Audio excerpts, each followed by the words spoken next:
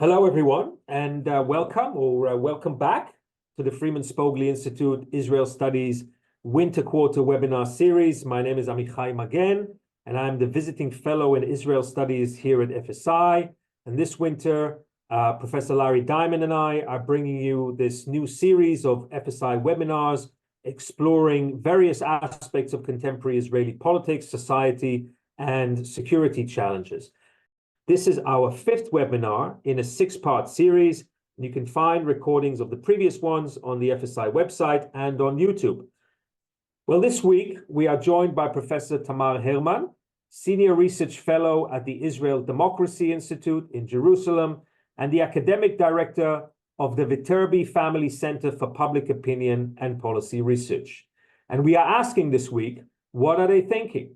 What are the main public opinion questions that Israelis are asking at this time? And what does the data tell us about the main debates, divisions, and directions of Israeli society and politics? Professor Tamar Hermann is one of the world's most distinguished scholars of Israeli society and public opinion trends, particularly with regards to attitude towards the Middle East peace process, democracy, and relations among different segments of Israeli society. At the Viterbi Family Center for Public Opinion and Policy Research, she leads a team that documents and analyzes the attitudes of the Israeli public across a broad range of issues, from culture to politics, ideology, religion, education, and national security. Since 2010, Professor Hermann has headed the team which develops and produces the annual Israeli Democracy Index, and since 2018, she has produced the monthly Israeli Voice Index with the same team. Professor Hermann is also a professor of political science at the Open University in Israel. And Tamar joins us today from Washington, D.C. She will share a presentation with us focused on public opinion trends currently in Israel following the Swords of Iron war, and then we will open this up to your questions and conduct a conversation. So Tamar Hermann, welcome to the webinar. It's good to see you online. Thank you, Amichai. Hi, everyone. I'd like to thank Amichai and Larry for inviting me to share with you the data that we are collecting all the time, but specifically and especially since October 7th, in order to figure out what's going on Israeli public opinion. And I'll start by saying that I know certain people think that public opinion is of marginal importance when it comes to high politics. That people say to me, even here in Washington, well, when operational decisions should be made, public opinion is of lesser importance than the views of the decision makers and the experts. And my answer to them all the time is that the public pays the price for these decisions. And therefore, even if the decisions made are decisions that are necessary from the professional point of view, be it security, be it health, depending on the problem dealt with, still the decision makers should know what the public is thinking about the different options. They may take into consideration, they may not take it into consideration, but if they don't take it into consideration, they may be negatively rewarded afterwards, or even sometimes in the middle of a war, of a crisis of different nature. So we, as I said, we started following Israeli public opinion on the issue of the Gaza War. The name Swords of Iron is not well taken, actually, nowadays in Israel. It is being used formally, but people are talking mainly about the Gaza War, though we have another front at the north. but it's the Gaza War, and they are even negotiating, changing formally the name of this war, and we'll wait and see, because the name, in a way, indicate the framing of the armed conflict that we are involved in these days. So how do we do this? Mainly, we have a smaller poll or smaller survey every 8 days to 9 days, depending on the events. And we have a monthly poll at the end of each month, at the fourth week of each month. And we collect everything together in order to see trends. Trends is the issue that is important for us, because normally we knew in the past that when Israel was engaged in various military campaigns or military, actions, after 10 days, we saw increased support to the 10th day, and then it started to be eroded. This is, of course, one of the longest wars that Israel has ever experienced. And also the pattern of support is very different than we saw in the past. I want to remind you that the war started in a very special year, in which since January 2023, when the Netanyahu government declared of its intention to have a judicial reform, actually we experience a growing wave of protests, civil protests against this government.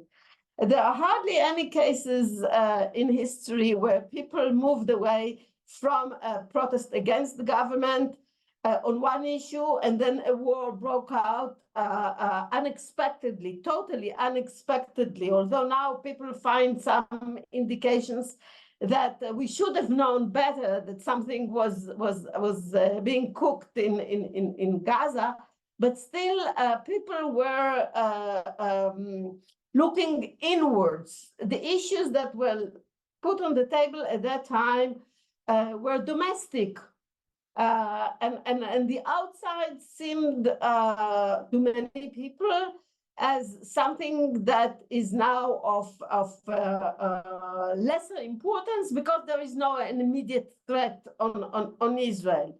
Okay, for years now, although of course now we recall that Mr. Eisenkot, the former chief of staff, warned against the war that was coming. Others mentioned this possibility, but people were mainly engaged with the quality of Israeli democracy.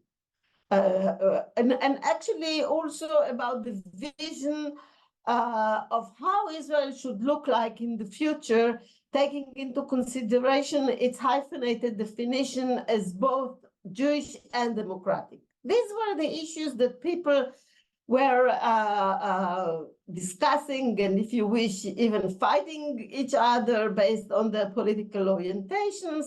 We saw massive rallies, and nothing was mentioned there regarding the possibility of war. It was a bit complicated because the rallies actually brought along certain parts of the Israeli population and not others, with mainly Jews who are Zionist, middle class, liberal, and so on and so forth. Other sector of the Israeli public did not take part in these rallies and in this wave of protest. However, the issues were all issues regarding Israeli democracy and its quality, and with the question, the main question being debated is or was the judicial reform going to actually ruin Israeli democracy, as the opposers maintained? They said that Israel was going to be like Hungary, Poland. Poland changed its government in 2023, or India, or Brazil under the previous president, so on and so forth. And the supporters of this reform actually stated that they are just making amendments in Israeli system or even regime, so that it will become more democratic. So, of course, the issue is, what does it mean to be more or less democratic, or what does it mean to cease being a democracy? But these were the issues that were put on the table. I should mention to you that the protesters tried to actually argue that they are the real patriots. And they waved the Israeli flags, and they sang the national anthem.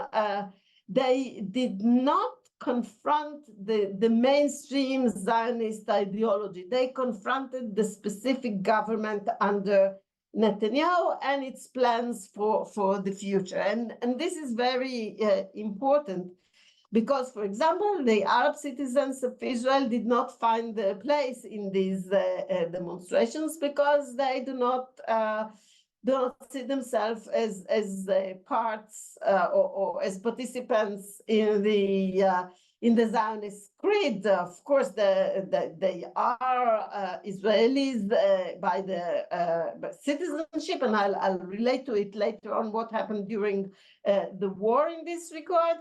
But singing the anthem and praising the police and the army, the way it was on the platforms in the various rallies, and the fact that the leaders or some leaders of the protest were high-ranking officers, and amongst the speakers there were many high-ranking officers, pushed them away from this protest. And then everyone was expecting something to happen in September, because there was a discussion to be conducted in the Supreme Court about issues relating to the judicial reforms, some aspects of it, and everyone expected that something will happen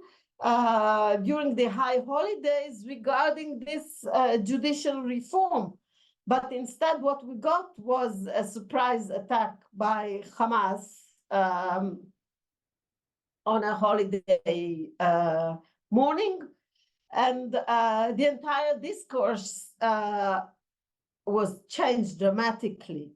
And it was changed dramatically because at the beginning, at least, it seemed that all Israelis, and when I say Israelis, I don't mean only Israeli Jews. This is a very common mistake. People are talking about the Arabs and the Israelis. No, the Arabs that are citizens of Israel are also Israelis. We should differentiate between Israeli Arabs and Israeli Jews, okay? The proportion between the two groups is, of course, in favor of the Jews. We have about 80% Jewish citizens and about 20% Arab citizens. By the way, in the past, people talked about the demographic bomb. They expected the Arab minority to grow. However, birth rate amongst the Arabs went down, and birth rate amongst Jews, certain segments of the Jewish population, mainly the National Orthodox and the Ultra-Orthodox, increased. So basically nowadays, both publics have the same birth rate, which is 3.11. And there is no demographic bomb in the horizon in this respect. The war started on October 7th. It was a total surprise to all of us. I suppose that the Hamas militants were the only ones who were not totally surprised. And by the reports that we are getting from Gaza nowadays, it seems that very few of the Hamas militants knew that the operation was about to start on that specific day, and Israel was totally shocked. It was shocked first of the very attack. Second, of the fact that Hamas actually took over 22 villages and kibbutzim in the south of Israel. This didn't happen since the War of Independence. We had no precedent of armed forces crossing the border of Israel. It was in 1973. The Syrians entered the Golan Heights, but certainly not, they didn't take over populated settlements, and I don't mean settlements in the sense of settlements beyond the Green Line, but anyway, it was a total shock that we saw them in real time on their Toyotas entering Israeli cities, and people looking outside of the windows did not believe that this was happening in front of their eyes. My only analogy to that is when we saw September 11th in real time, and we actually didn't believe that it was happening, right? We thought that it looked like a movie. It didn't look like reality. No one expected the Gazans, the Hamas militants and the Gazans, because with the Hamas terrorists came a very large number of civilians from Gaza, and they took part in the looting, in the raping, in the they destroyed houses and killed women and children. And one of the most shocking phenomena was that at least a number of them were Gazan workers who worked in these kibbutzim for years. And apparently they also gave information to Hamas about where did specific people of importance live in these kibbutzim. For example, sons and daughters of high-ranking officers in the IDF, and they aimed at taking them hostages. The success of Hamas was beyond their expectation. They actually didn't expect things to be so easy for them. Nowadays, we know that the number of soldiers along the border was very small for whatever reason. I don't want to get into this issue, but there were no military forces to stop them. Apparently, what the strategists of Israel expected to be a barrier against such an attack on the ground and in the ground, and all the technical devices that were expected to give a warning and then prevent such an attack, everything collapsed in no time. And this fact was, in a way, to many Israelis, more traumatic than the very attack of the Hamas, because people did not expect Hamas not to use an opportunity once they see it, or when they saw it, but they expected the IDF to be able to protect us. And indeed, I'll show you later that people's trust in the IDF has always been the highest in Israel. So people could argue about the issue of the size of or the chunk of the security budgets out of the national budget. They even said that it's too high because we are not being threatened by anyone. So why don't we just take some of the money and invest it in social issues that need more financing? Education, health. After COVID-19, health was a big issue in Israel. But it was like when you go and buy a car, right?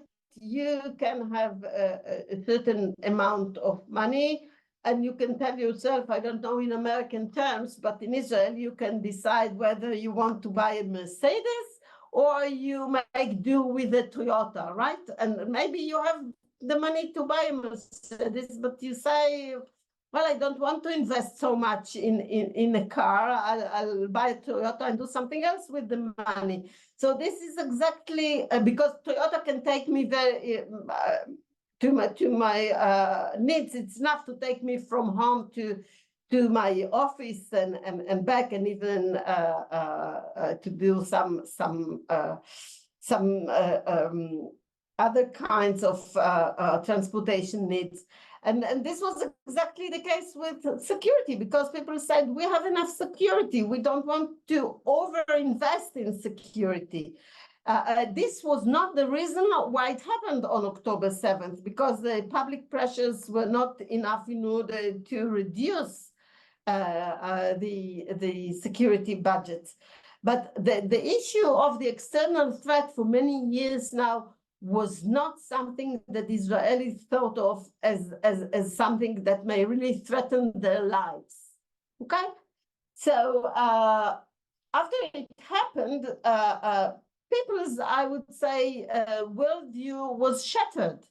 It was shattered on the personal level, it was shattered on the national level, it was shattered vis-a-vis the world, because I will remind you that immediately after what happened when Israel started bombing Gaza, we saw very extensive pro-Palestinian demonstrations all over the world. So the outside world, which most Israelis expected to be supportive of Israel, very quickly turned its back on Israel.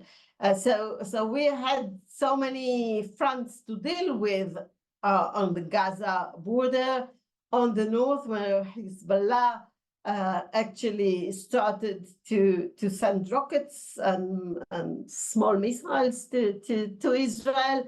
The domestic front, people were afraid that the Israeli Arabs would join the event and start using terror against Israeli Jews. This did not happen. I will explain in a minute what did happen.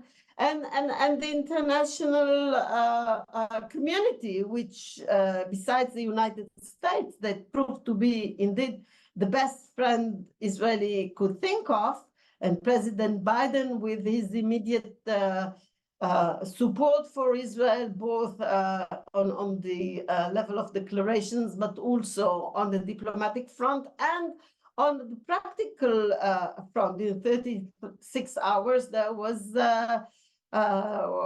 actually a massive amounts of ammunition was transferred from the United States to Israel. So this is the background that I just wanted you to get before we get to the data, and I'll stop and I can take questions if they are factual, even during the discussion, but more general questions, let's leave for the end. So, topics that I will discuss: domestic state of affairs, US-Israel relations, Israel, the Palestinians, and the war. 3 topics. I'll try not to get stuck at the beginning. It's very easy to get stuck on your first issue. So Amichai, I expect you to do like this when I if I'm too slow on that. Some basic public statistics, so you understand what I'm saying. On the left, you see the political orientation segmentation of Israeli Jewish public. Okay, as you can see, the majority define themselves as being on the right, 55%. That's the average of 2023, but it goes back over 6 or 7 years. It's clear, it doesn't change. And can see that it is higher than the combination of the center and the left together. Left is about 13%, 27.5% are on the center. It doesn't make 100% because there are the don't knows, but this is basically what we have here. And the interesting thing that I should tell you is that the center is closer to the left on issues like LGBT rights, women rights, abortion, state and religion, and so on. But it is quite close to the right, or to the moderate right, on issues of security and the Jewishness of the state. Because one issue that troubles the Israeli Jewish public for years now is the right balance, or the imbalance, if you wish, between the two parts of it, a hyphenated definition as the Jewish and democratic. Right, so the right, of course, prefers the Jewish part, the left prefers the democratic part, and the center is somewhere in between, depending on the question that we are dealing with. Now, another way of segmenting the Israeli public is by level of religiosity, because religiosity is the best explaining factor of people's political views. And as you can see on the right, amongst the ultra-Orthodox, 78% define themselves as being on the right. Amongst the national religious sector, 88% put themselves on the right. The traditional or traditionalists, 74 put themselves on the right. And amongst the secular, it's about 1/3 to less than 1/3 for the left, about 1/3 at the center, and a bit above 1/3 put themselves on the right. This means that the majority of Israeli population are on the right, as you saw from the former graph. And this also means that the ability to have a political reorientation that will give us another government that will be center and left of center, the chances are very, very small, because basically people are being socialized into their political orientation since the day that they were born. Most Israelis think politically the way that the families are thinking. Young people do not tend to be on the left, like we know from many other countries. And I always say that it's very difficult to be a leftist in a synagogue, in a settlement in the West Bank. But Amichai, I think that you will second me. It's a very difficult. It's very difficult to be on the very far right in the cafeteria of the social science faculty in Tel Aviv University or the Hebrew University or whatever. The social costs of such a transition are very high. Okay. Tamar, before you move on, could I ask you to clarify? We had a question. Could you say something more about the Masorti, the traditional? Because I think that's a category that people are less familiar with. So if you go back to the previous slide, so we can see you can see these groups. let me just say the ultra-Orthodox constitute somewhere between 12 and 13% of the overall Israeli population today, although their birth rate is extremely high. The national religious similar size or proportion of the Israeli population. And then there is a population that we called traditional or masorti in Hebrew, which I guess very concisely is sort of somewhere between secular and religious. So these are people who may or may not wear, a kippah, a yarmulke. They don't identify themselves as being religious, but they live sort of a culturally Jewish life. They may do a kiddush on Shabbat. They will celebrate the holidays, but then they don't self-define as religious, but neither are they completely secular. Is that a fair characterization of the traditional, the Masorti? Or Tamar, do you want to add something? I absolutely agree, but we should also say that the traditional are mostly of Middle Eastern descent. And this is something that is very important, because the identity politics and their anger about what they see as the evil inflicted on them when they came to Israel by the Ashkenazis, those of European descent at the very early days of the state, actually pushed them to the right. Okay, so we asked people to characterize Israel's overall situation since 2003, actually, okay? So what you see is, what we saw is a decline of the numbers who said that the situation is bad, right? You see it started very high, then it gone down, but it increased. Whereas the blue line, who showed us the numbers of those who said that the situation is good, started to decline 2019, and now we hit bottom rock with 22% only who characterize Israel's situation as good or very good. But in June 2023, it was even a bit lower, and this was because people very much troubled by the protests that I mentioned at the beginning. And what bothered them the most was the growing cleavages within Israeli society. Okay? We should just mention that the starting point of your measure, 2003, is really the height of the Second Intifada, which begins to come to a close in 2004.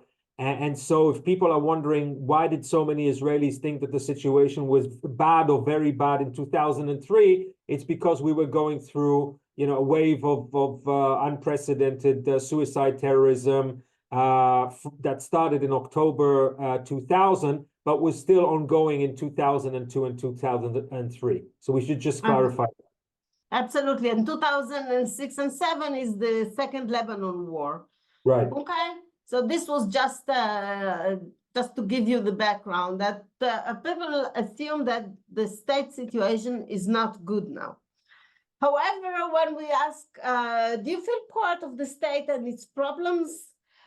You can see that the level of identification of the Jewish public with the state is extremely high, regardless of what happened. It's between 85 to 95 almost. It's extremely high. We don't see things like that in other liberal democracies outside.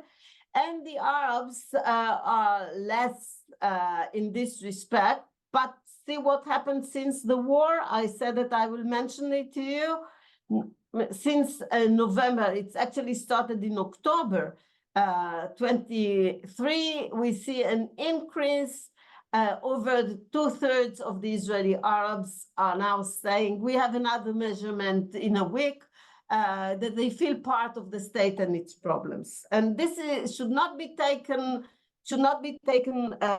for granted.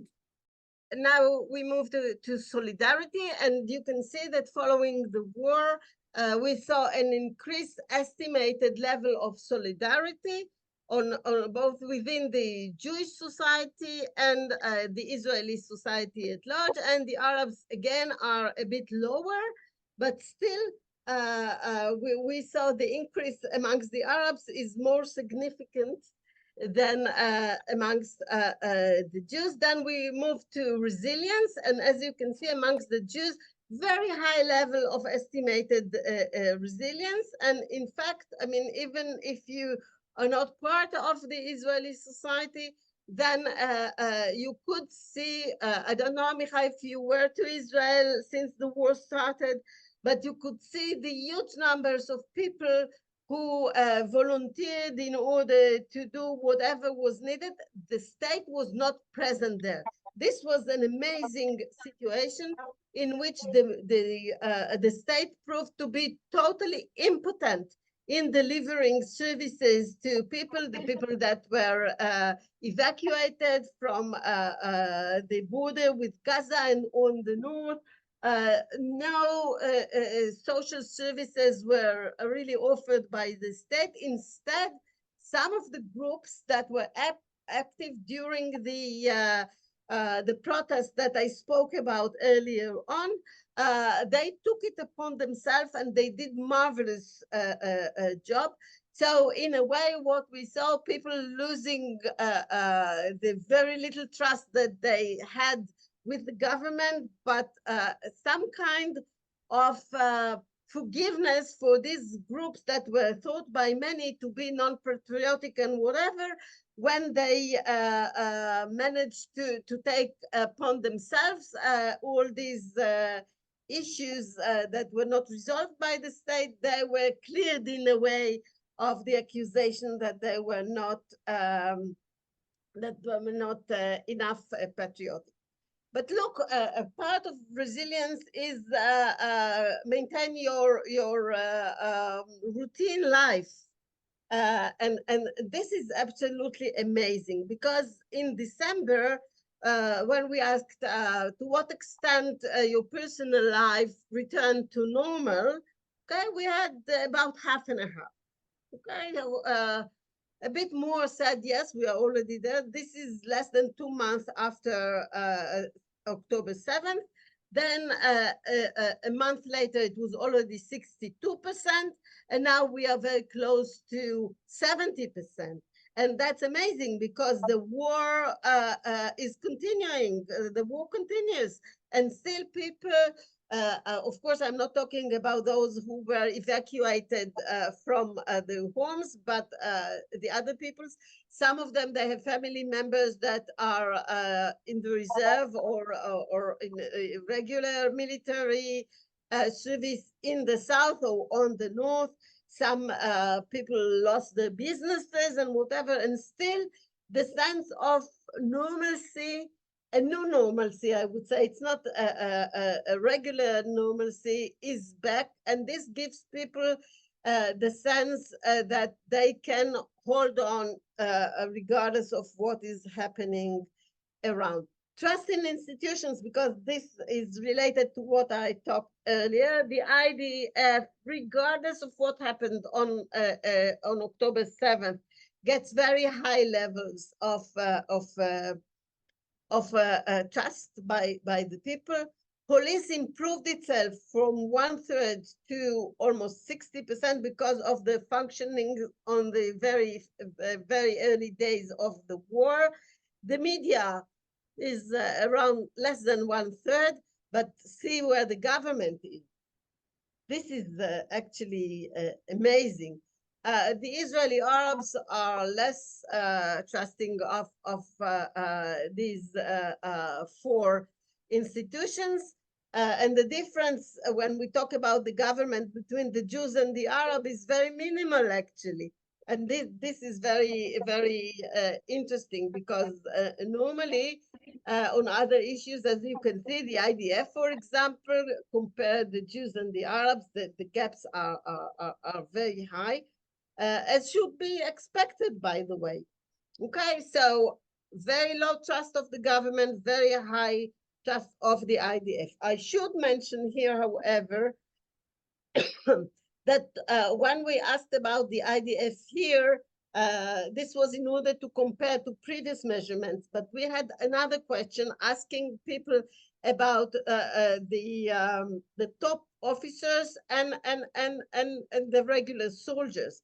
And the trust in the soldiers was even higher than what you see here, but the trust in the very high officers was at the beginning about 45% only, and then it turned into about 60, which is for them a total blow, because they are used to have very high level of trust by the people. Now, okay, if we are back to some kind of a new normalcy, should we have elections, as many people are saying, because of the malfunctioning of the government, because people blame the government for what happened? And as you can see, and now I go back to what I showed you at the beginning about the various political camps, if you wish, in Israel. Amongst the left, 13%, let me remind you, 71% say immediately, we should declare immediately of new elections, and it will take about 3 months by the law, and we should have hopefully another government. Center is divided almost in the middle between those who are saying immediately and at the end of the war. And on the right, the majority say at the end of the war. I should say here something that is not self-evident again, and this is that the right want, many of the right, I can't say all people on the right, but many people of the right actually want to have elections in order to show that this government has legitimacy, not because they want to change the government the way that the people at the center and the left are. And this would be, of course, a very strange situation if we will have early elections against the will of the prime minister and the government, and then they will be re-elected. This will face Israel with a very difficult situation, because the demand for new government is in order to topple them because of the responsibility for what happened. And if they are re-elected or manage to create a new coalition, then the situation will be psychologically very, very difficult to many people in Israel. Now, okay, is it time to officially investigate the events of October 7th? Again, as you can see, on the left, 82% say, yes, we should start investigating what happened.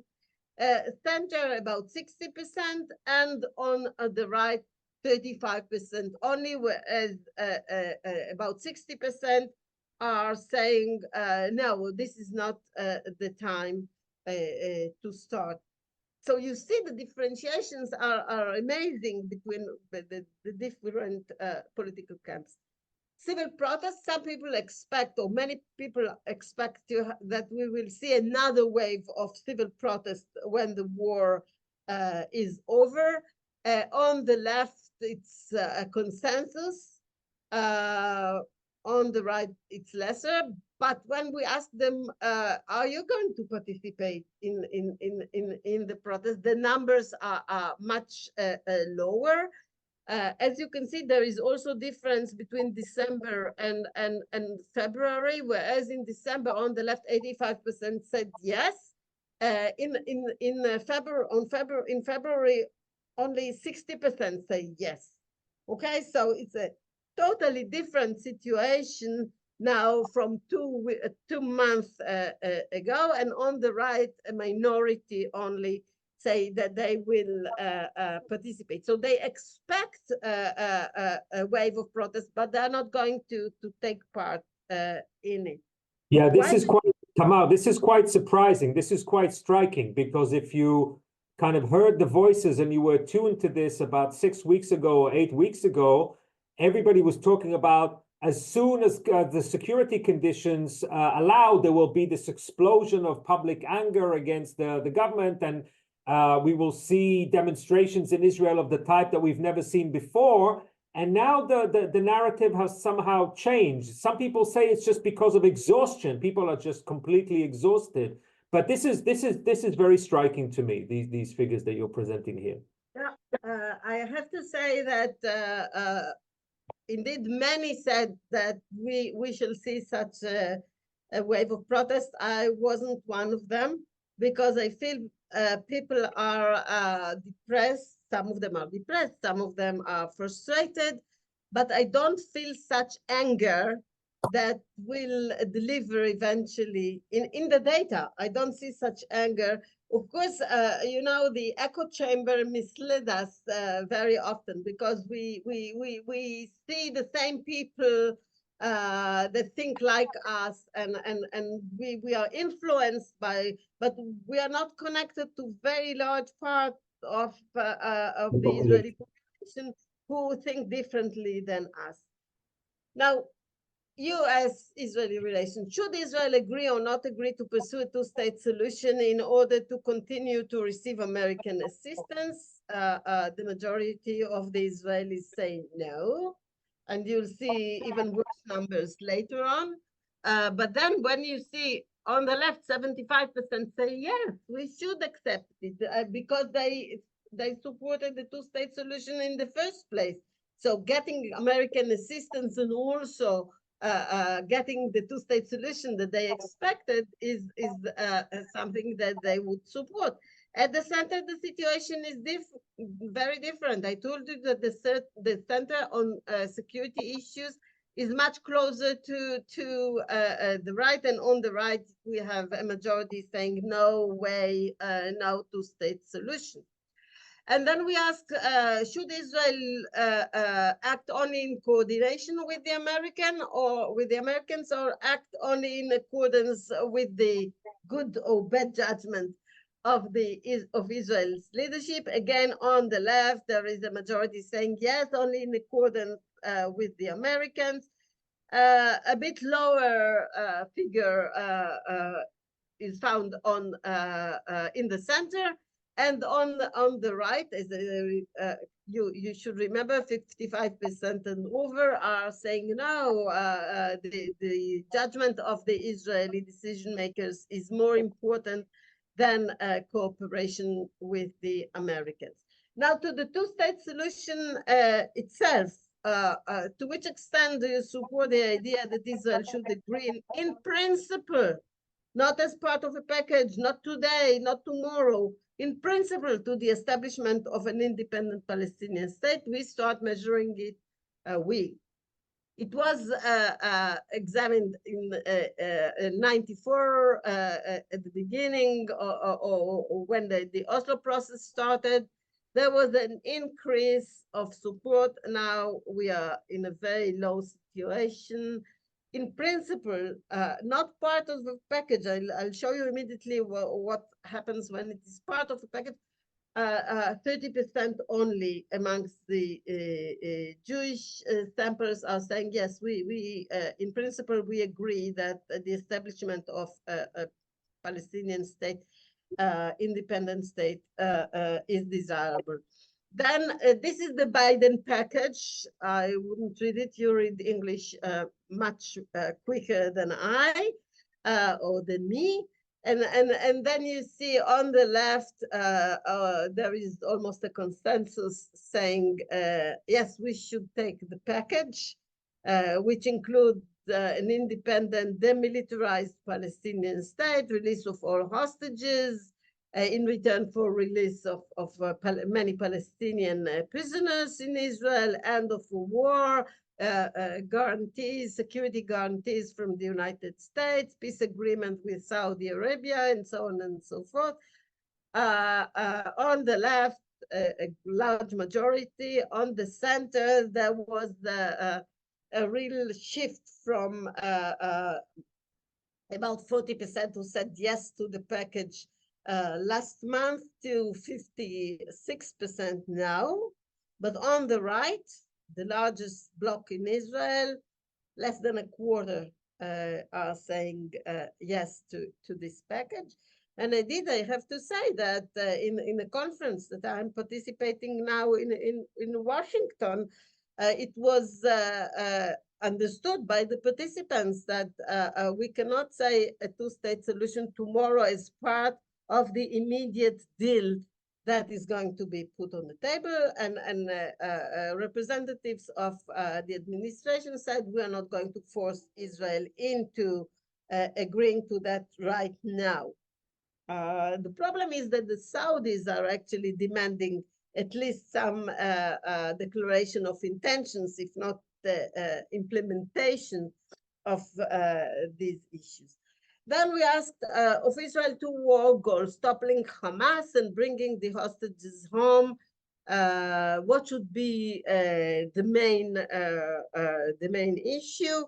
And you can see that on the right, toppling Hamas is more important. Center and left, bringing back the hostages is perceived as the more important question, more important aim. And now, what are the chances that these two aims can be implemented? Then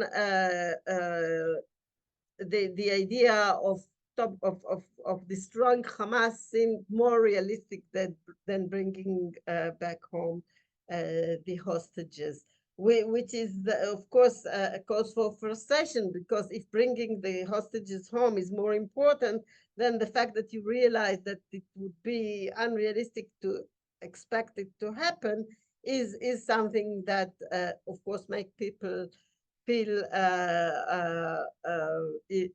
that helpless in a way and hopeless, and some of them are also blaming the government for not doing enough in order to bring the hostages back home. And this is based on the fact that many of the hostages are of the kibbutzim, and the kibbutzim are politically located center and left of center. So they blame Prime Minister Netanyahu for not being as if interested in bringing them back home as his prime aim, and so on and so forth. So politics gets very strongly into this equation. Tamar, I just want to assure people that we're going to make up the time that we lost. And so people who are with us, don't worry. I see that there's already a lot of questions that have been posted.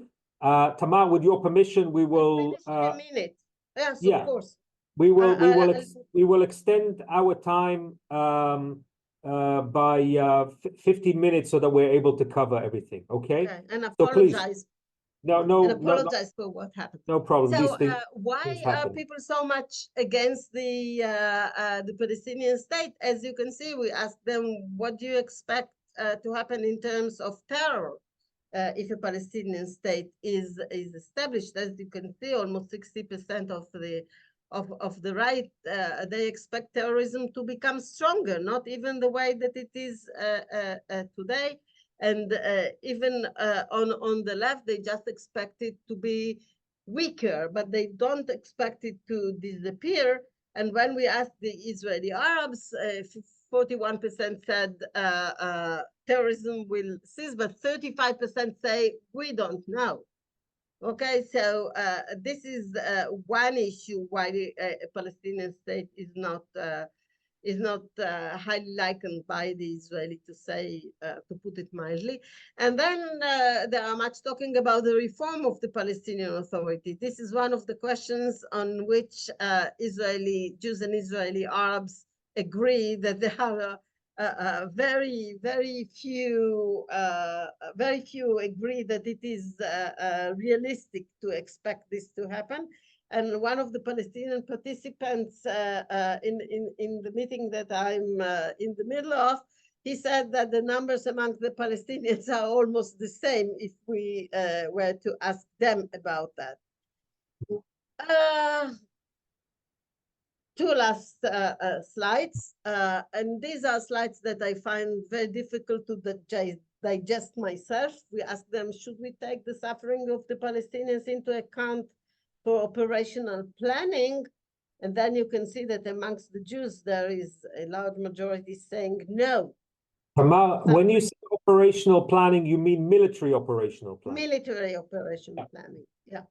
And even on the left, we see about half only saying that it should be taken into consideration. And then we checked it differently in a different manner. And this would be my last slide.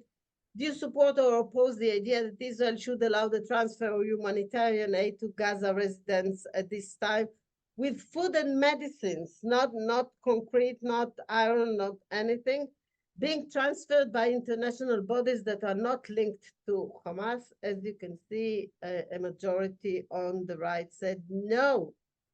Center about half and a half, and the left are more positive about it. But as I said, 13%. So as you can see, the Israeli state of mind is quite problematic for a deal to be done. The trauma is too strong right now. However, everyone knows that something should be done because we cannot go on occupying Gaza, and the majority of the Israelis do not want to stay in Gaza. I didn't show you these numbers, but the majority are saying we should be in charge of the security aspect, but we don't want to run the civil or the civilian aspects of life in Gaza. However, no one else is interested in doing it right now. And this is another issue that is being debated in the meeting here. Nor Europe, nor Saudi Arabia or the Gulf states. So we are stuck in a very problematic situation in which, on the one hand, we see resilience, we see people who feel very motivated to do things for their fellow citizens, who do not trust the government. Even those on the right are quite skeptical of the ability of the government to deliver. It's a multifaceted crisis that we have never experienced in the past. Should we be hopeful? I don't know. I mean, there is a saying in Israel, if we survive Pharaoh, we will survive everything. And that's a beacon of hope, but we don't know where we are going. Thank you so much, Tamar. I mean, you've given us enough data and material for hours and hours of conversation, and we're going to have to be selective about how we think about these issues. Before we turn to the audience questions, I want to ask you a couple of things. One is yesterday we had, well, 2 days ago, but yesterday we already had the results, or this morning, the final results of municipal elections in Israel. Mm-hmm. I don't know, you were in Washington, you've been busy with other things, but do you have any sense of what the results of the municipal decisions and maybe the municipal elections and maybe some of the outcomes in the major cities, Tel Aviv, mm-hmm. Jerusalem? Do they tell us anything about where national politics is going in Israel, or do they not matter? And a related question, but I think sort of a deeper question that is on the minds of many people, has to do with this concept of what I would call transformative tragedy, right? If we look at the history of Israel, there are these events that create a sort of a systemic shock in the country's self-perception, in the notion of how Israelis think about their elites, and eventually they lead to a realignment of Israeli politics. In the last 50 years, we can certainly point to the Yom Kippur War as being an event of transformative tragedy. I would also argue that the second Intifada, the Al-Aqsa Intifada, led to a deep shift in the nature of Israeli politics. We can debate about whether the first Intifada was also kind of similarly transformative. So I want to ask you, first of all, do you think that this idea of these systemic shocks, these tragedies that Israel experiences pretty much once every generation, is that a useful way of thinking about shifts in Israeli public opinion? And if so, do you expect that the October 7th attack and the aftermath and the ongoing war, will we be looking back at this in 5 or 10 years' time and be thinking about this as another moment of a kind of a realignment of Israeli politics? I know it's an unfair question. Maybe it's too early to answer this question, but given how closely you follow the numbers and the trends, what are you seeing in relation to this idea? Are we going to see more continuity of Israeli politics, or should we be expecting some kind of new political map, some kind of new alignment of Israeli politics going forward? Great questions. As for the municipal elections, what we saw is how well the ultra-Orthodox can organize.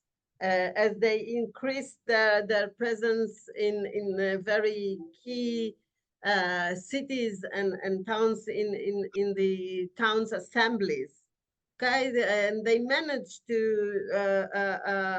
play with the demographics quite skillfully, whereas center and left did not bother, and also the number of voters amongst the ultra-Orthodox, they voted 120% or something like that, and whereas people in Tel Aviv, 28% only bothered. So the ultra-Orthodox seem to be realizing how to play their political cards even better than they did in the past. We also saw yesterday that the Yesh Atid party, Yair Lapid's party, that tried to take Tel Aviv, which is its bastion actually on the national politics level, did not manage to replace the incumbent mayor, and this reflects in a way we can see it as an indication for their inability during the war to make themselves important enough on the national level. On other issues, I'm not sure that it's indicative because, in many places, it was particularly in the Arab towns and cities, these were issues to do more with the internal politics between Hamulas, between I wouldn't say, but that we can learn much, but we can learn that if people who are worried about the liberal character of Israel will not organize well, if we are going to see early elections, then we'll see the dream of the right to have the same government, or even worse in the future. As for the transformative shock, indeed, we still don't know how this war is going to end, and therefore it's very difficult to answer. I believe that we will see the same pattern, but with different people. Which means that, as I mentioned, I don't see a center-left coalition taking over.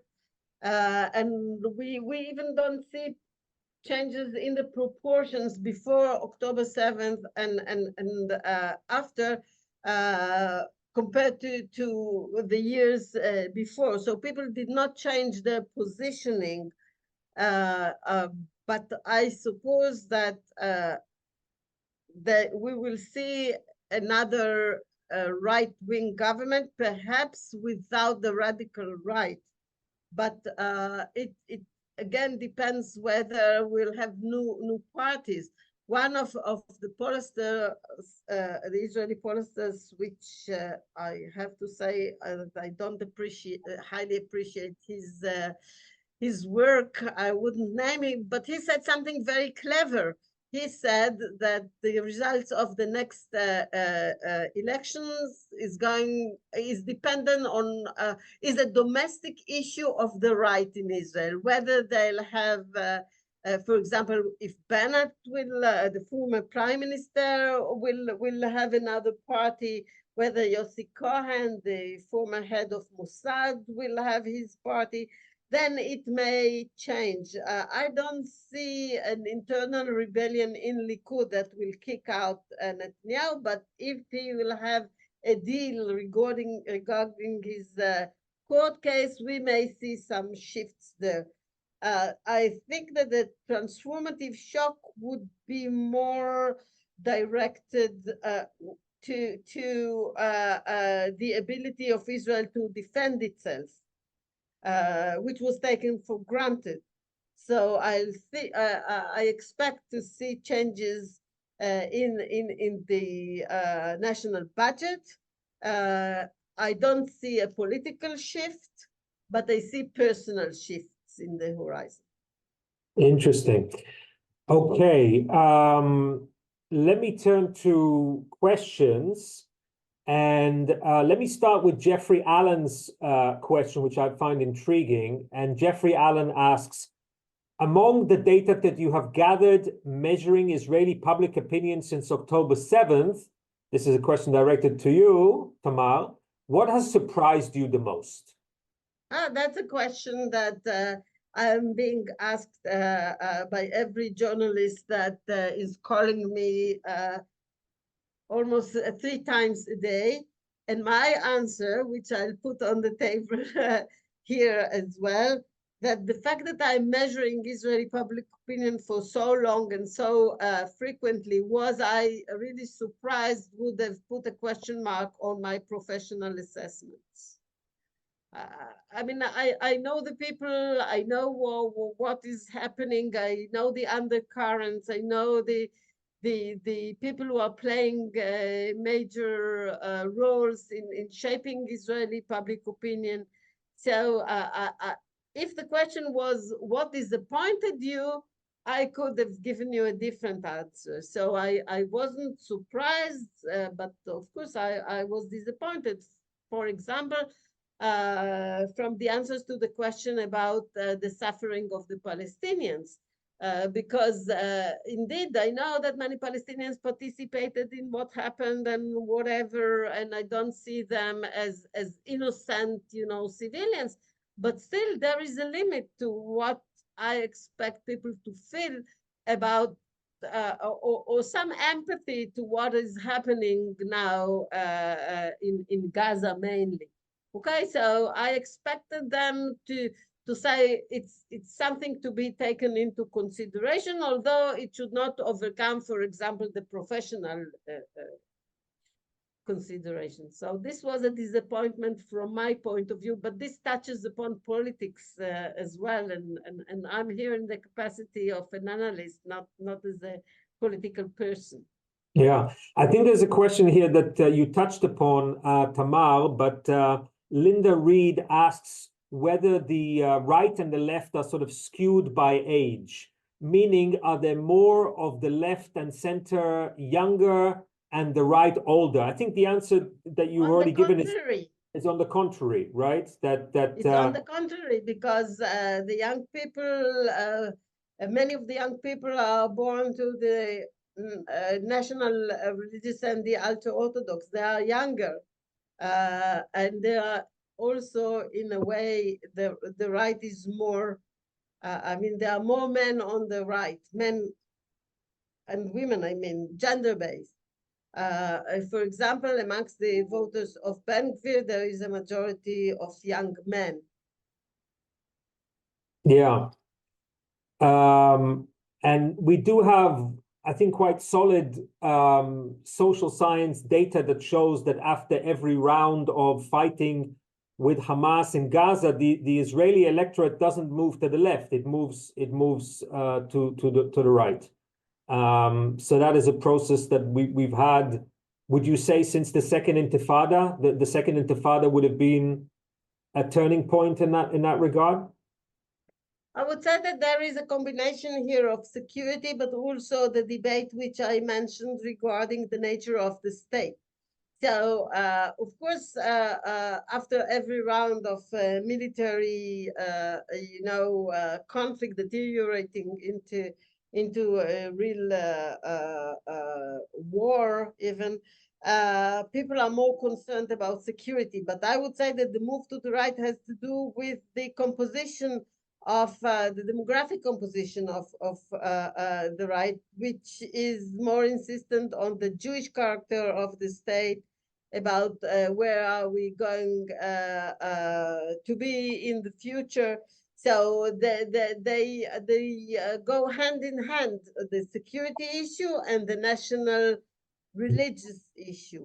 So of course, it might a military conflict might shift people to a more militaristic or hawkish views, but it is mainly about the nature of the state.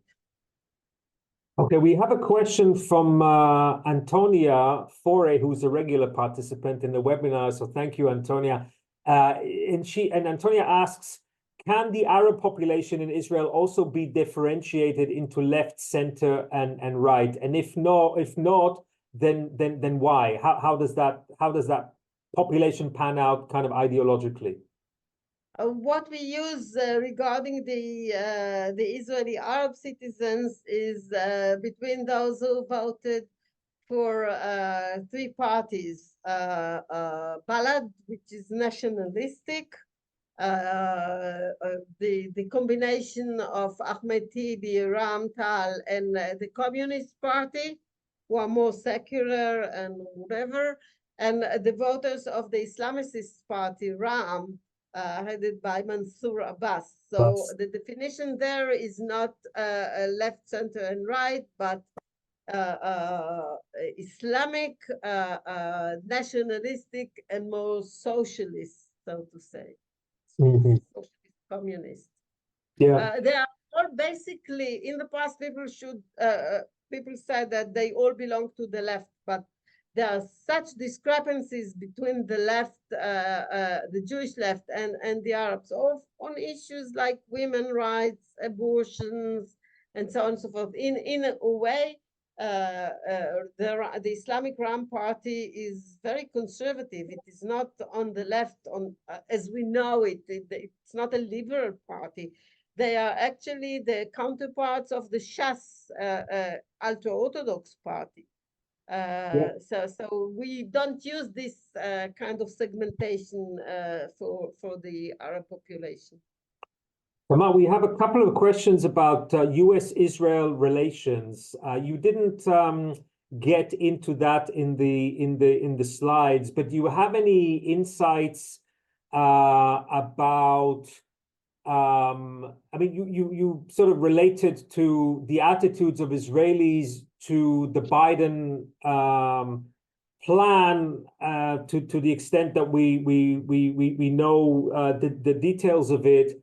But do you have anything that you would like to share with us about the atmosphere that you're experiencing in the United States, or any conversations that you have had about the nature of American support for Israel and maybe intergenerational differences that we are increasingly seeing in the United States about level of support for Israel or animosity towards Israel in the United States?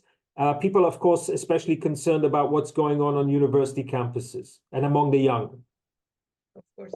So from the Israeli side, we see people highly appreciative of the support of the administration, and particularly they like President Biden. So many people in Israel feel that we are lacking a leader that we can trust. All speeches made by President Biden were highly applauded in Israel, talking about his commitment to Israel's security and so on and so forth.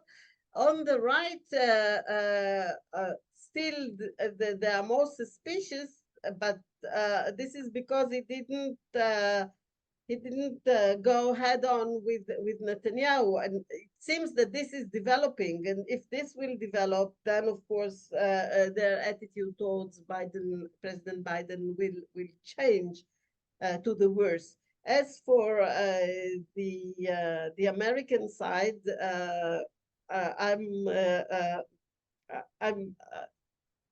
well, I meet mostly with people of the administration rather than students and so on and so forth. But I got the numbers here, and I realized that basically it is mistaken to believe that most Americans do not support Israel. Actually, in many surveys that were presented in this meeting, it seems that a large majority of the Americans do support Israel. But when you segment it by age, then we have a problem with the 18 to 24, 25, and we have with the African American community a problem. Now, the question is, are they going to vote or not? And